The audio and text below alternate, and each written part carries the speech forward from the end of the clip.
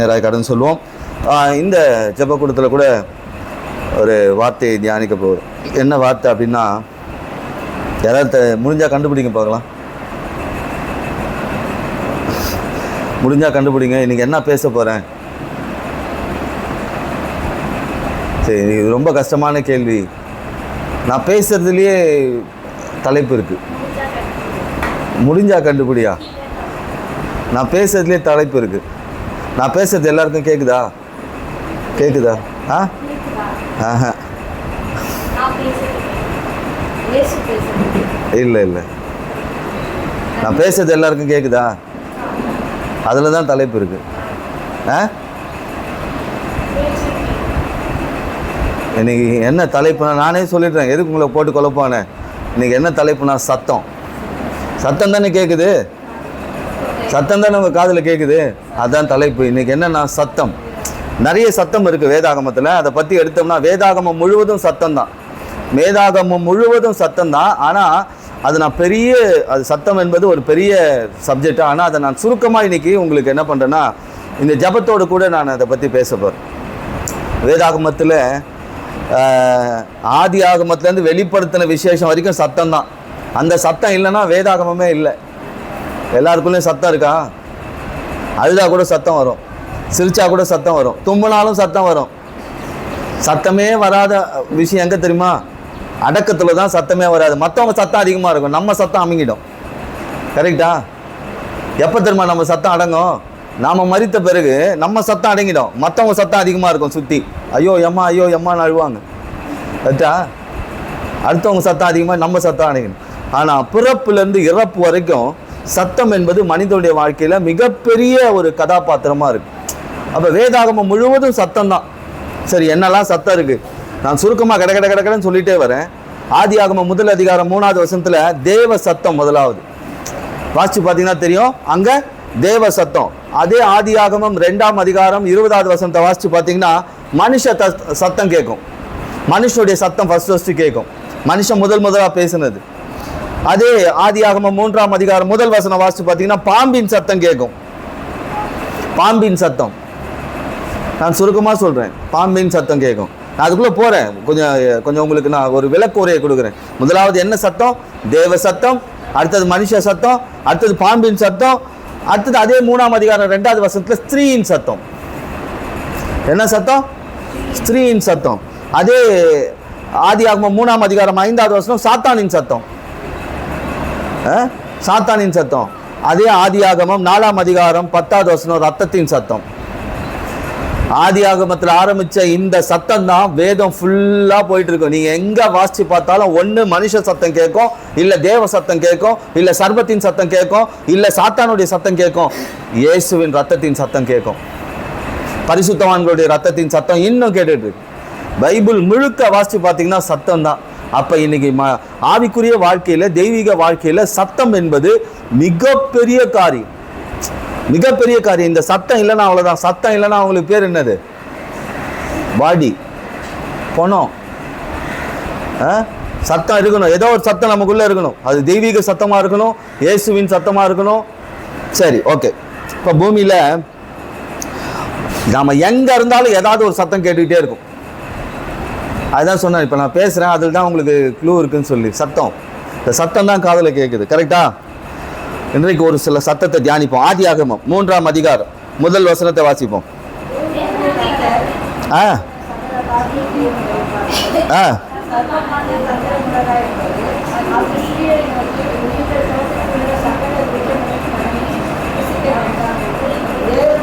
இப்போ பாம்பின் சத்தம், சர்பத்தின் சத்தம் கேட்குது. யார் காதுல? ஸ்ரீயின் காதுல. 4வது வசனம் வாசிங்க.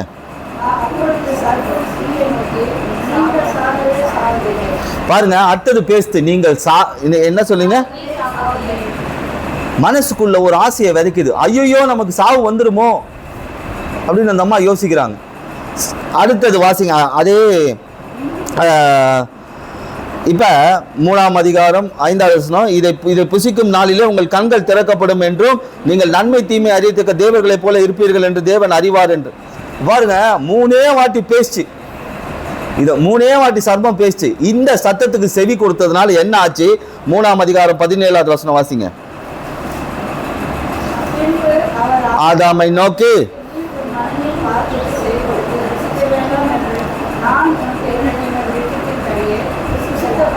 புசித்தபடினாலே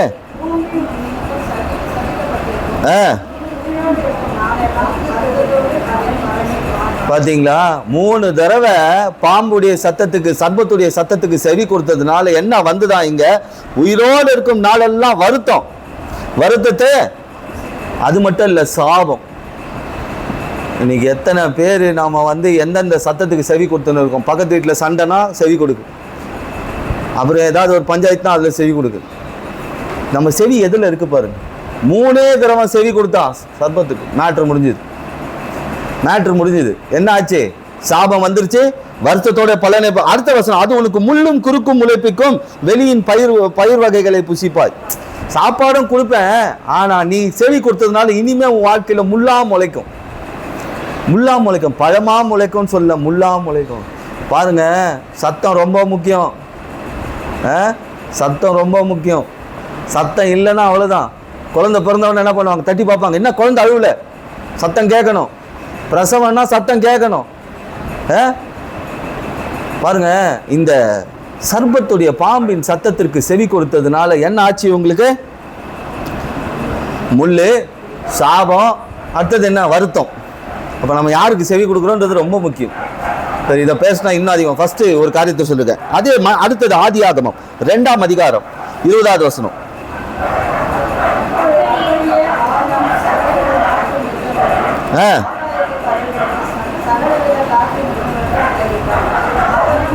பாருங்க, ஆதாம் இப்ப ஆதாமின் சத்தம், மனுஷனுடைய சத்தம், பேர் வைக்கிறான் எல்லாருக்கும். மனுஷனுடைய சத்தம் இப்படி இருக்கு. அதே ஆதியாகமம் 3ஆம் அதிகாரம் 2வது வசனத்தை வாசிங்க. ஆதியாகமம் 3ஆம் அதிகாரம் 2வது வசனம் வாசிக்கிறீங்களா?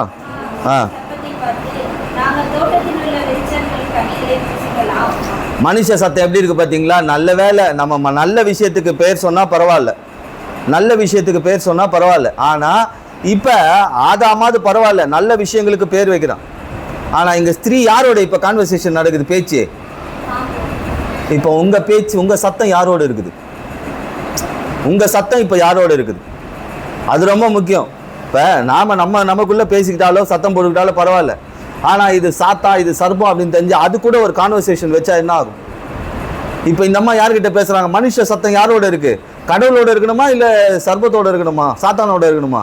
இந்த அம்மா இப்ப யாருக்கிட்ட? ஸ்ரீ சர்ப்பத்தை பார்த்து நீங்கள் இப்ப சர்ப்பத்தை பார்த்து பேசுறாங்க. சத்தம் எங்க போகுது பாத்தீங்களா? மனுஷ சத்தம் தெய்வீகத்துக்குள்ள போல சாத்தாங்கிட்ட போகுது. 3வது வசனம் வாசிங்க. அதே ஆதியாகமம் 3ஆம் அதிகாரம் 3வது வசனம்.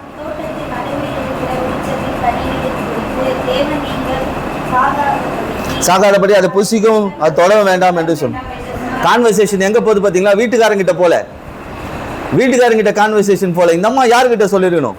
வீட்டுக்காரங்கிட்ட பேசிருக்கலாம். ஆனா இப்ப யாருக்கிட்ட பேசுறாங்க பாத்தீங்களா? இப்ப உங்க சத்தம் யாரோட இருக்கு?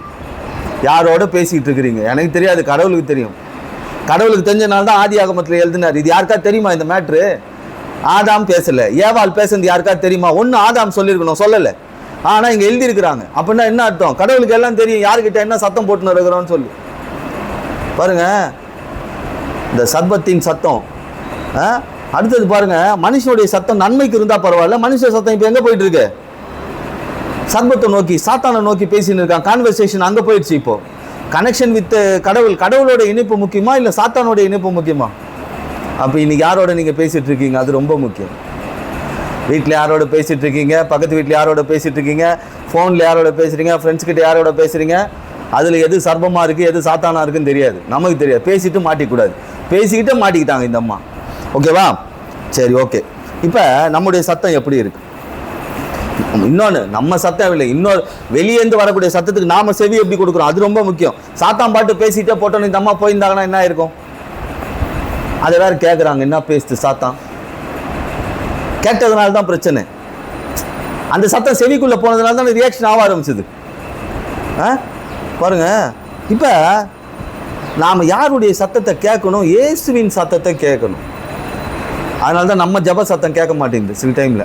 ஏன்னா நம்ம என்ன சத்தம் கேட்டுட்டு இருக்கோம் சில டைம்ல? நான் எல்லாரையும் குறிப்பா சொல்றேன்.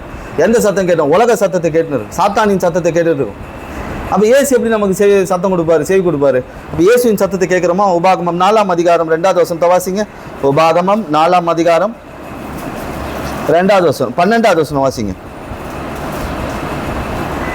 அந்த அக்னி நடுவிலிருந்து கர்த்தர் உங்களோடு பேசினார். இப்ப நல்ல கவனிங்க, சாத்தான் ஒரு பக்கம் பேசு, அதுக்கு செவி கொடுத்தாச்சு. இப்ப ஆண்டவர் பேசுறாரு அக்னியிலிருந்து. சத்தத்தை நீங்கள் கேட்டீர்கள். இப்ப நிறைய வாட்டி வாரம் நானும் பேசினே இருக்கிறேன், சத்தத்தை கொடுத்துனே இருக்கிறேன், எல்லாத்தையும் கேட்குறீங்க. ஆனா இதை விட அது அதிகமாக கேட்குறீங்க. ஆண்டவர் சொல்றாரு பாருங்க, உங்களுக்கு நான் என் அக்னி நடுவில் இருந்து பேசின வார்த்தைகளின் சத்தத்தை நீங்கள் கேட்டீர்கள், அந்த சத்தத்திற்கு நீங்கள் கேட்டதே என்று ஒரு ரூபத்தையும் காணவில்லை. ஆண்டவர் பேசிட்டே இருக்கிறார், சத்தத்தை கேட்டுகிட்டே தான் இருக்கிறோம். கேட்குறோமா இல்லையா? கேட்குறோம், அதுக்கு செவி கொடுக்குறோமா? அது ரொம்ப முக்கியம். சாத்தானுக்கே இந்த மாதிரி செவி கொடுத்ததுன்னா நாம கடவுளுடைய சத்தத்துக்கு செவி கொடுக்கணுமா கொடுக்கக்கூடாதா? செவி கொடுக்கணுமா கொடுக்கக்கூடாதா? அதுதான் யோவான் 10ஆம் அதிகாரம் 3வது வசனம் நினைக்கிறேன், வாசிச்சு பாருங்க. யோவான் 10:3. யோவான் 10ஆம் அதிகாரம் 3வது வசனம்.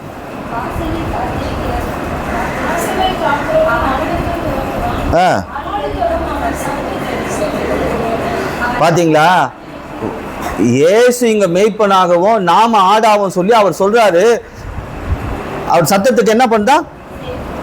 அவர் சத்தத்துக்கு வாசலை காக்கிறவன் அவனுக்கு திறக்கிறான், ஆடுகள் அவன் சத்தத்துக்கு செவி கொடுக்கிறது. அப்ப நம்ம ஆடா இருந்தா சத்தத்துக்கு செவி கொடுப்போம், மாடா இருந்தா கொடுக்க மாட்டோம். அவ்வளவுதான், சிம்பிள். சில மாடு கூட செவி கொடுக்குது, ஆடுதான் இப்ப செவி கொடுக்கறது இல்லை.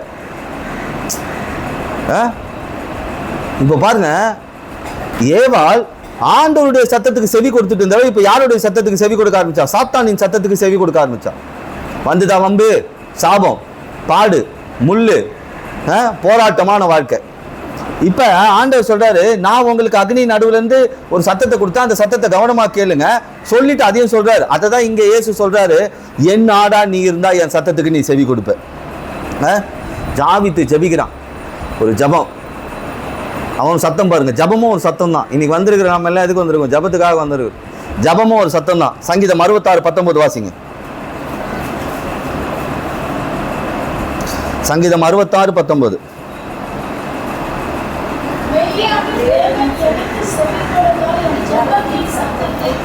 இங்க பாத்தீங்களா, இவன் தெளிவா சொல்றான், என் ஜபத்தின் சத்தத்தை கேட்டார். என் ஜபத்தின் சத்தத்தை அவர் கேட்டார்னு கன்ஃபர்மேஷன் சொல்றான். என் ஜபத்தை நீர் கேட்டருளும் அப்படி சொல்லல, நீர் கேட்பீரோ அப்படி சொல்லல, நீ கேளாமல் இருப்பீரோ அப்படி சொல்லல. அவன் சொல்றான், என் ஜபத்தை நீர் ஜபத்தின் சத்தத்தை நீங்க கேட்டீங்க, ஏன்னா நீங்க பேசுறது எல்லாத்தையும் நான் கேட்டு இருக்கிறேன். அவன் சொல்றான், அதே சங்கீதம் 3:4 வாசிச்சு பாருங்க. சங்கீதம் 3:4. சங்கீதம் 3:4, நான் கர்த்தரை நோக்கி சத்தமிட்டு கூப்பிட்டேன், அவர் தமது பரிசுத்த பர்வதத்தில் எனக்கு செவி கொடுத்தார். கன்ஃபர்மேஷன் ஸ்டேட்மெண்ட் பாருங்க. கர்த்தர் எனக்கு செவி கொடுத்தார், செவி கொடுப்பார், செவி சாய்த்தார், செவி சாய்ப்பாரோ அப்படிலாம் இல்லை. என் ஜபத்துக்கு சத்தத்துக்கு செவி கொடுத்தார். ஏன்னா அதை தான் சங்கீதம் 23:1 சொல்றான், கர்த்தர் என் மேய்ப்பரா இருக்கிறார், நான் அவர் ஆடா இருக்கிறேன். நான் இன்னைக்கு சொல்றேன், இயேசு என் மேய்ப்பரா இருக்கிறார், நான் இயேசுவின் ஆடா இருக்கிறேன்னா நான் ஜபம் பண்ணா என் ஜபத்தின் சத்தத்துக்கு பதில் வரும். சில டைம்ல கால தாமதமானாலும் வரும். அப்ப இன்னைக்கு எந்த சத்தத்துக்கு செவி கொடுத்துட்டு இருக்கோம்? அப்ப நம்ம சத்தம் கேட்கணும்னா நாம என்ன பண்ணோம்? அவரின் ஆடா இருக்கணும், அவர் சத்தத்துக்கு நாம செவி கொடுக்கணும். இல்லை நம்ம சாத்தானின் சத்தத்துக்கு செவி கொடுத்துட்டு இருக்கோமா? இல்லை உலக சத்தத்துக்கு செவி கொடுத்துட்டு இருக்கோமா? ஆனால் எல்லாத்துக்கும் நிறைய நேரம் கொடுக்கணும். சர்ச்சில் வந்து 2 மணி நேரம் தான் நம்ம என்ன பண்ணுறோம், ஞாயிற்றுக்கிழமை உட்காரோம், வெள்ளிக்கிழமையில் 1 மணி நேரம் அப்படி உட்காரோம். ஆனால் உலகத்தில் எவ்வளோ சத்தத்தை கேட்குறோம். அதுக்கெல்லாம் செவி கொடுக்கும்போது நாம் இதுக்கு செவி கொடுத்தோம்னா நம்ம வாழ்க்கை ஆசீர்வாதமாக இருக்கும். கொடுக்குறோமா இல்லையா? கொடுக்கணுமா கொடுக்கூடாதா? எடுத்துக்கொள்ளுங்க. சரி, இன்னொரு வசனம் கூட வாசிப்போம். யாத்திராகமம் 2ஆம் அதிகாரம் 3வது வசனம். யாத்திராகமம் 2ஆம் அதிகாரம் 23வது வசனம்.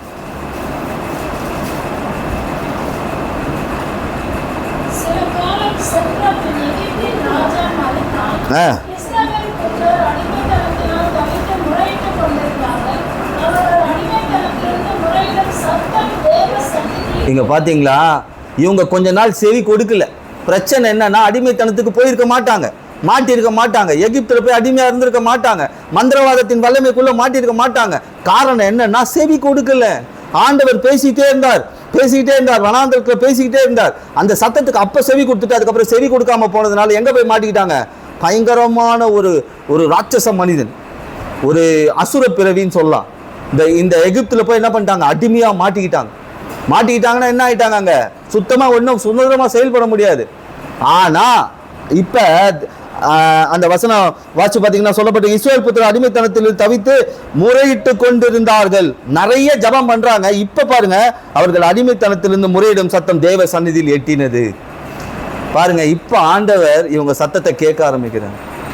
அப்ப என்னுடைய ஜபம் கேட்கப்படாம போறதுக்கும் நான் தான் காரணம், கேட்கப்படுறதுக்கும் நான் தான் காரணம்.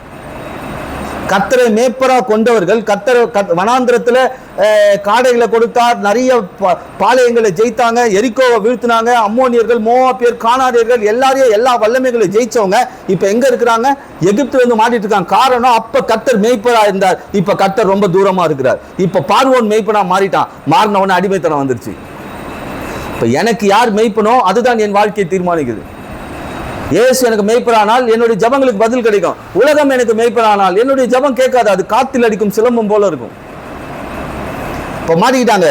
அதே 24, 25 வசனம், தேவன் அவர்கள் பெருமூச்சை தான் ஆபிரகாமோடும் ஈசாக்கோடும் யாக்கோபோடும் செய்த உடன்படிக்கை நினைவு கூர்ந்தார். இவங்களை நினைவு கூறலங்க. பாருங்க, இந்த ஜனங்களை நினைவு கூறல. நான் ஒரு உடன்படிக்கை பண்ணியிருக்கிறேன் ஆபிரகாமோடு ஈசாக்கோடு, இந்த ஜனங்களை நான் பாலும் தேனும் ஓடுகிற கானான் தேசத்துக்கு கொடுப்பேன்னு ஒரு வாக்குத்தத்தம் கொடுத்தாரு பாருங்க. அதை நினைவு கூர்ந்தேன். தேவன் இஸ்ரவேல் புத்திரரை கண்ணோக்கினார், தேவன் அவர்களை நினைத்தருளினார். நான் சொல்றேன், இன்னைக்கு என்னுடைய சத்தம் ஏற்கனவே உலகபூர்வமா இருக்கு. நான் என் காதுல நிறைய உலகபூர்வமா சத்தத்தை கேட்டிருக்கேன், நான் உலகபூர்வமான சத்தத்தை வெளிப்படுத்திருக்கேன். இன்னைக்கு இயேசு என் மேய்ப்பரா இருக்காது. என் வேதத்துக்கும் அவருடைய வார்த்தைக்கும் நான் செவி கொடுக்கும் போது ஆண்டவர் என்னை கூர்ந்து கவனிக்கிறவரா இருக்கிறார். என் அடிமைத்தனத்திலிருந்து எப்படி விடுதலை தரணுன்றதுக்கு ஒரு பிளானை ரெடி பண்றார். ஆண்டவர் நினைச்சு வாங்க வெளியே அப்படின்னு இருக்கலாம். நைட்டா பார்வோன் ஆச்சு காலி பண்ணிருக்கலாம். அவன் சேனையெல்லாம் கண்ணு மண்ணு தெரியாம ஆக்கியிருக்கலாம். அதுக்குன்னு ஒரு மனுஷனை எழுப்பி, ஒரு தேவ ஊழியரை எழுப்பி, அவனை அனுப்பி எல்லா மந்திர தந்திர வேலைகள் எல்லாத்தையும் உடைக்க வச்சு எவ்வளவு காரியங்கள் அந்த இடத்துல நடந்தது.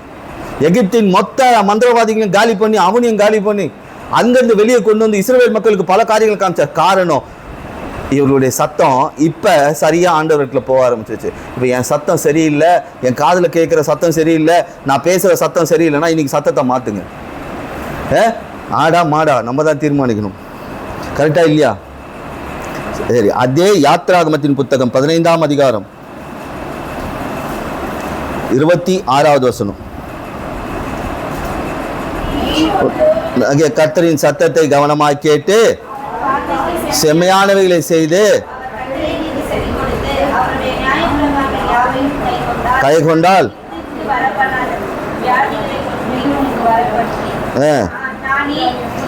நீங்க பாருங்க, சத்தத்துக்கு செவி கொடுக்கும் போதெல்லாம் மிராக்கிள் நடக்குது. தாவீது பிரச்சனையா இருக்கும் போதெல்லாம் அவன் ஜபத்தின் சத்தத்துக்கு ஆண்டவர் செவி கொடுக்கலாம், தாவீது விழுந்து போயிருப்பான். ஏன்னா கர்த்தர் என் மேய்ப்பர் என்ற தீர்மானத்தில் இருந்தான். இந்த இஸ்ரவேல் மக்கள் கர்த்தர் என் மேய்ப்பரா இருக்க அந்த தீர்மானத்தில் இருந்ததுனால 40 பாளையங்களை ஜெயிச்சாங்க, எரிக்கோவை தாண்டாங்க, செங்கடல் வழி விட்டது, யோர்தான் குவியலா போச்சு, ஏகப்பட்ட பொல்லாத வல்லமைகளை ஜெயிச்சுட்டு வந்தாங்க.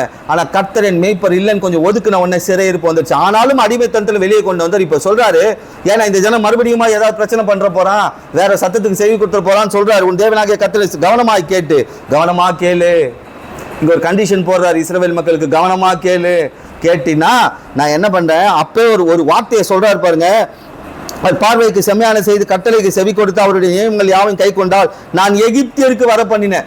நல்லா நோட் பண்ணுங்க, சொல்லி காட்டுறாரு. எகிப்துல நடந்தது. எகிப்து எங்க இருந்த எகிப்து, இயேசுவை விட்டு எங்க போன எகிப்து, இயேசுவை விட்டு எங்க போன எகிப்து, எகிப்தின் வல்லமைக்குள்ள போன சொல்லி காட்டுறாரு. ஏன்னா இவனுக்கு மறந்துடுவாங்க டக்குன்னு.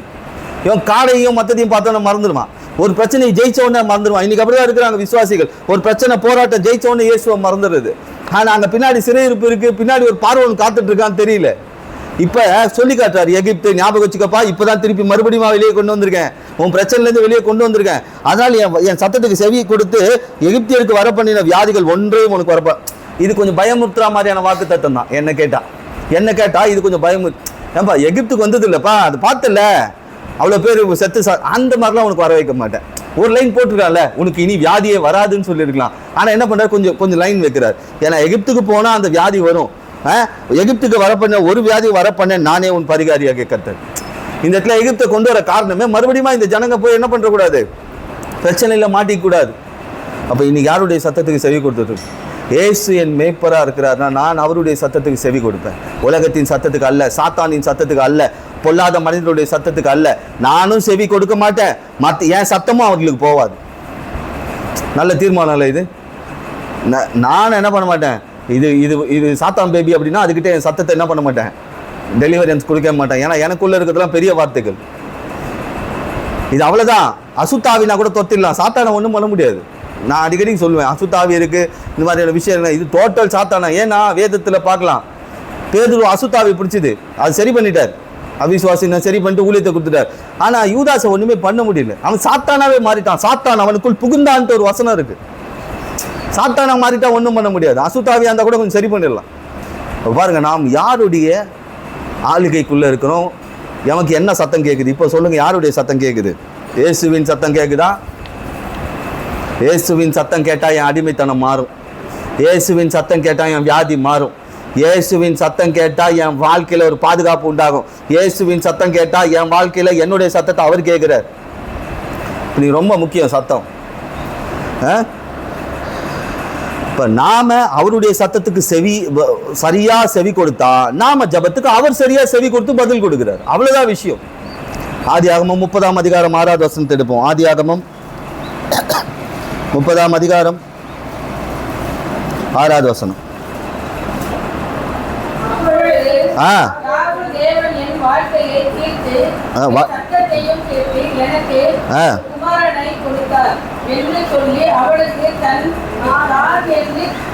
என்று பேரு பாருங்க. இந்த அம்மா சொல்றாங்க, ராகேல் சொல்றாங்க, ஆண்டவர் என் வழக்கை தீர்த்து என் சத்தத்தை கேட்டார். சத்தம் கேட்கப்பட்டுச்சுனாவே குறைகள் மாற ஆரம்பிச்சிடும். இந்த அம்மாவுக்கு வெகு நாளாக குழந்தை இல்லை. ஆனால் ஆண்டவருடைய சன்னிதானத்துக்கு இந்த அம்மாவுடைய சத்தம் போயிடுச்சு. இன்னைக்கு நான் சொல்கிறேன், நம் சத்தத்தை அவர் கேட்கிறார், நம் சத்தத்துக்கு அவர் பதில் கொடுக்கிறார். அந்த சத்தத்துக்கு ஒரு விடுதலையை கொடுத்தார். இஸ்ரவேல் மக்களுடைய சத்தத்திற்கு ஒரு விடுதலையை கொடுத்தார். அடிமைத்தனத்தில் வெளியே கொண்டு வந்தார். சத்தத்தை கேட்கிறவங்களுக்கு வியாதியிலேருந்து விடுதலை தரார். நானே பரிகாரம். இப்போ சத்தத்தை கேட்குறவங்க வாழ்க்கையில் நடக்காட்டும் நடக்கும். அவருடைய சத்தத்தை சரியாக கேட்குறவங்க வாழ்க்கையில் இனிமே இது நடக்காது, இனிமே வாய்க்காதுன்னு ஒரு பெண்டிங் போட்டு வச்சிருப்பீங்க பாருங்க, ஒரு காரியம், அது இனிமே நடக்கும். ஏன்னா இந்த அம்மா கருதான் நடந்தது. ராக்கேலுக்கு இனி நடக்க சாத்தியம் இல்லை. ஆனால் ஆண்டவர் என்ன பண்ணார் பாருங்க, காத்திருந்த இந்த ராக்கேலுடைய வாழ்க்கையில் ராக்கேலின் சத்தத்தை கேட்டார், அவளுக்கு ஒரு பிள்ளையை கொடுத்தார். அப்போ சத்தம் ரொம்ப முக்கியம். எந்த சத்தம் கேட்குது நமக்கு? வீட்டில் பொல்லாத சத்தம் கேட்குதா? பரவாயில்ல, காதை அடிச்சுக்கோங்க. வெளியே அவனா அசிங்கமாக பரவாயில்ல, ஓகே, சோத்திரம். நாம் திருப்பி ரிப்ளை கொடுத்துருவாங்க தான் பிரச்சனை. அப்போ அவர் சத்தம் நம் வாழ்க்கையை ஆசீர்வதிக்கும். அவர் சத்தம் இஸ்ரவேல் மக்களுக்கு ஒரு விடுதலை கொடுத்தது. அவர் சத்தம் தாவீதுக்கு ஒரு பாதுகாப்பை கொடுத்தது. அவர் சத்தம் வியாதியிலேருந்து விடுதலை கொடுக்குது. அவர் சத்தம் இப்போ நம் வாழ்க்கையை ஆசீர்வதிக்குது. இருக்குதா இல்லையா? ஆதியாகமம் 1 அதிகாரம் 3வது வசனத்தை வாசிங்க.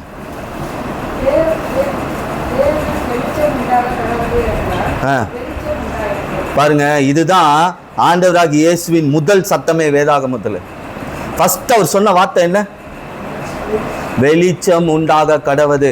இது வரைக்கும் உங்க வாழ்க்கையில இருள் இருக்கும்னா இனி வெளிச்சத்தை பார்ப்பீங்க. அவர் சத்தத்துக்கு செவி கொடுக்கிறவருடைய வாழ்க்கையில வெளிச்சம் உண்டாகும். அவர் சத்தத்துக்கு செவி கொடுக்கிறவருடைய வாழ்க்கையில பாதுகாப்பு இருக்கும். அவர் சத்தத்துக்கு செவி கொடுக்கிறவருடைய ஜெபம் கேட்கப்படும். அவருடைய சத்தத்துக்கு செவி கொடுக்கிறவருடைய வாழ்க்கையில அடிமைத்தனம் மாறும். அவர் சத்தத்துக்கு செவி கொடுக்கிறவருடைய வாழ்க்கையில அடைக்கப்பட்ட ஆசீர்வாதங்கள் திறக்கும். அவர் சத்தத்துக்கு செவி கொடுக்கிறவருடைய வாழ்க்கையில வெளிச்சம் பெருசா பிரகாசிக்கும். இப்ப நான் யாருடைய சத்தத்துக்கு செவி கொடுத்துட்டு இருக்கேன்? இயேசுவின் சத்தத்துக்கா, சாத்தானின் சத்தத்துக்கா, உலகத்தின் சத்தத்துக்கா? என் சத்தம் எப்படி இருக்கும்? நான் எந்த சத்தத்தை உள் வாங்குறேன்றது முக்கியம், எந்த சத்தத்தை வெளியே கொடுக்குறேன்றதும் முக்கியம். அப்ப இன்னைக்கு எந்த சத்தம் உங்கள் வாழ்க்கையில கேட்டுக்கொண்டு இருக்கிறது? சரி, இப்ப இவ்வளவு சத்தம் சொன்னேன். ஆதியாகமம் 4ஆம் அதிகாரம் 10வது வசனம் வாசிங்க. ஆதியாகமம் 4ஆம்.